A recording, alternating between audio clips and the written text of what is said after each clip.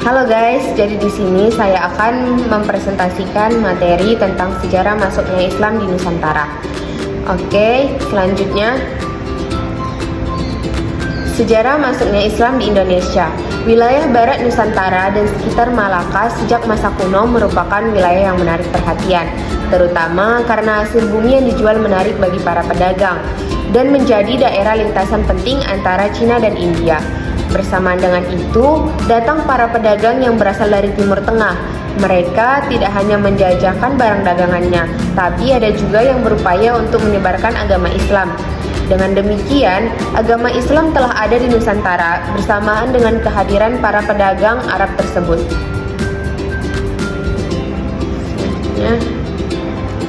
Nah, banyak sekali para sejarawan yang mengupas tentang asal-usul Islam ke Nusantara.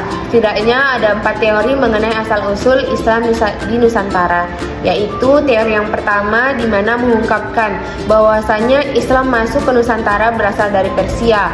Untuk teori yang kedua berpendapat bahwa agama Islam masuk dari negara India. Lalu yang ketiga, menurut Kaiser, agama Islam masuk ke Nusantara berasal dari wilayah Mesir.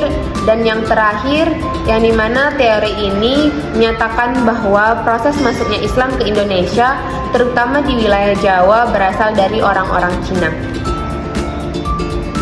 Lalu selanjutnya, tempat penyebaran Islam di Indonesia. Ada beberapa tempat penyebaran agama Islam di Indonesia, yaitu yang pertama pesisir Sumatera bagian utara yaitu Aceh, yang kedua Pariaman Sumatera Barat, yang ketiga Gresik dan Tuban di Jawa Timur, lalu ada Demak di Jawa Tengah, Banten di Jawa Barat, Palembang di Sumatera Selatan, Banjar Kalimantan Selatan, Makassar di Sulawesi Selatan, Ternate, Tidore, Bacan, dan Jailolo di Maluku, serta Sorong di Irian Jaya. Lalu untuk proses penyebaran Islam di Indonesia, proses penyebaran agama Islam di Indonesia dilakukan dengan banyak cara, yaitu ada yang melalui perdagangan, yang dimana pada abad ke-7 Masehi, Indonesia telah kedatangan para pedagang Islam dari Arab dan Persia, India, di mana mereka ikut ambil bagian dalam perdagangan di Indonesia. Di samping berdagang, sebagian para pedagang Muslim ini juga menyampaikan ajaran agama dan kebudayaan Islam kepada orang lain. Banyak para pedagang yang akhirnya memeluk agama Islam dan menyebarkan ke negara-negara mereka.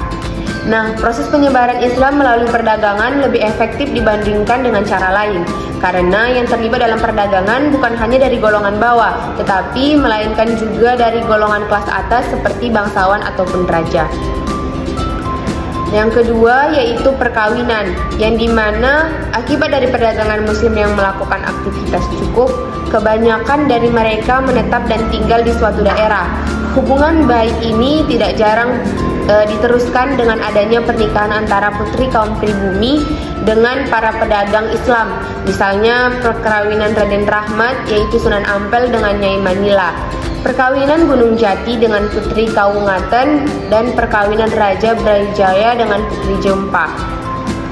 Lalu pada saat raja memeluk Islam, maka untuk segi politik pada saat raja memeluk Islam, maka secara berbondong-bondong rakyat pun akan mengikuti jejak rajanya.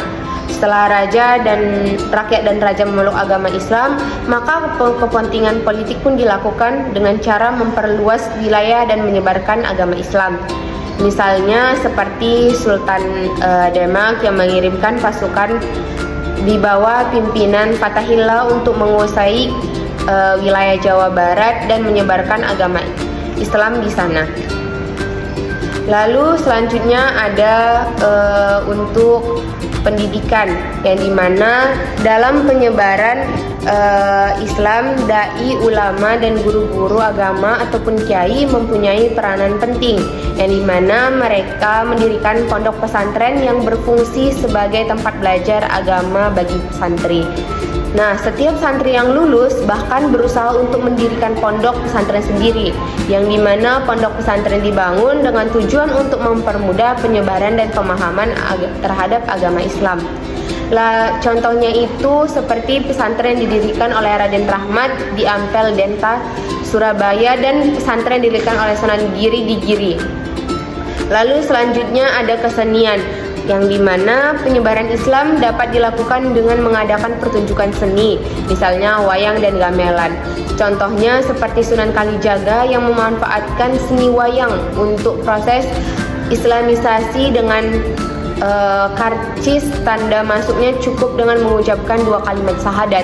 Selain wayang dan gamelan, Islam juga berkembang melalui seni sastra, kaligrafi, dan seni rupa lainnya. Untuk yang terakhir yaitu ada tasawuf, yang dimana seorang sufi dikenal hidup dengan kesederhanaan dan memiliki kebiasaan membantu masyarakat. Mereka juga aktif menyebarkan agama Islam. Para sufi pada masa itu diantaranya adalah Hamzah Fansuri di Aceh. Dengan melalui banyak saluran di atas, agama Islam dapat diterima dan berkembang pada abad ke-13. Alasannya yaitu agama Islam yang bersikap terbuka, sehingga penyiaran dan penyebaran agama Islam dapat dilakukan oleh setiap orang Islam. Lalu yang kedua, penyebaran agama Islam dilakukan secara damai. Yang ketiga, Islam tidak mengenal diskriminasi dan tidak membedakan kedudukan seseorang dalam masyarakat.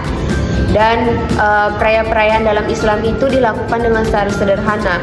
Lalu yang terakhir, dalam Islam ada kewajiban untuk mengeluarkan zakat bagi yang mampu, yang bertujuan untuk menciptakan kesejahteraan masyarakatnya.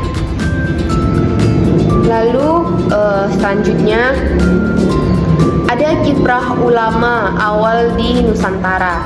Yang pertama yaitu Hamzah Fansuri, yang dikenal sebagai sosok tasawuf yang dikenal membawa paham wahdatul wujud.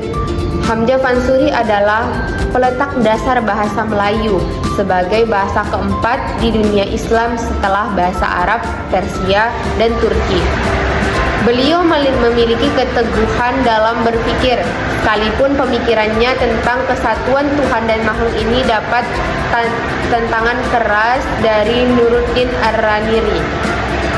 Lalu, Hamzah Fansuri sering mengangkat aspek tashbih atau keserupaan atau kemiripan antara Tuhan dan alam ciptaannya, sekalipun ia telah menampilkan konsep tahzin atau perbedaan. Hanya saja banyak tonjolkannya konsep wahdatul wujudnya. Lalu yang kedua ada Samsuddin As-Sumantani, yang dimana sering dipanggil dengan Samsuddin Pasai, adalah seorang ulama besar dan tokoh tasawuf yang berasal dari Aceh. Syekh Samsuddin bin Abdillah As-Sumantani adalah murid Hamzah Fansuri, yang dimana sama-sama menganut paham wahdatul wujudnya. Yang membedakannya ialah Hamzah Fansuri seorang sufi pencari Tuhan, mencoba untuk melakukan pencarian Tuhan karena kekosongan terhadap batinnya. Sedangkan As-Sumantani adalah seorang sufi dan juga filsuf yang lebih mengenal hakikat dari segala sesuatu. Lalu selanjutnya ada Nuruddin Ar-Raniri, yang dimana Nuruddin Ar-Raniri ini memiliki nama lengkap Nuruddin Muhammad bin Ali bin Hasanji bin Muhammad bin Hamid Ar-Raniri Al-Quraisy Asy-Syafi'i.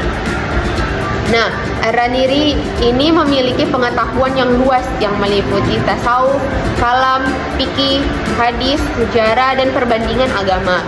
Selama masa hidupnya, ia menulis kurang lebih sekitar 29 kitab. Yang paling terkenal adalah Bustanus Al-Salatin.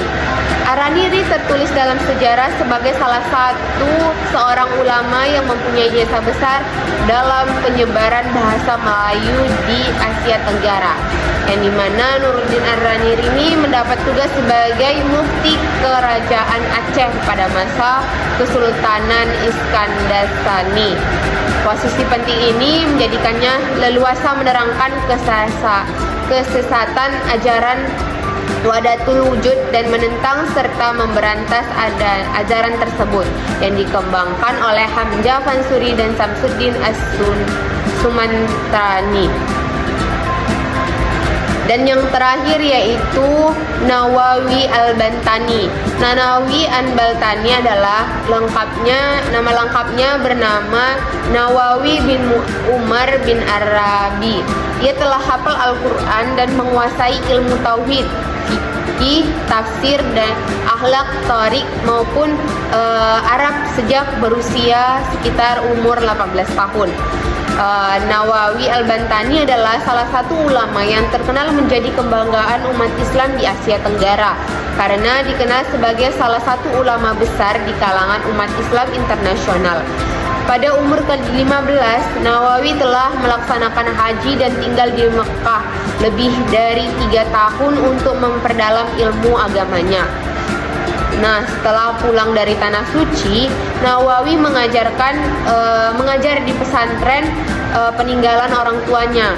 Namun karena situasi dan kondisi politik yang tidak menguntungkan, ia memilih kembali ke Mekah dan bermukim di sana hingga akhir-akhirnya. Nah, itu tadi paparan materi yang saya sampaikan tentang masuknya Islam di Indonesia. Semoga apa yang saya sampaikan tadi bermanfaat bagi teman-teman. Sekian dan terima kasih.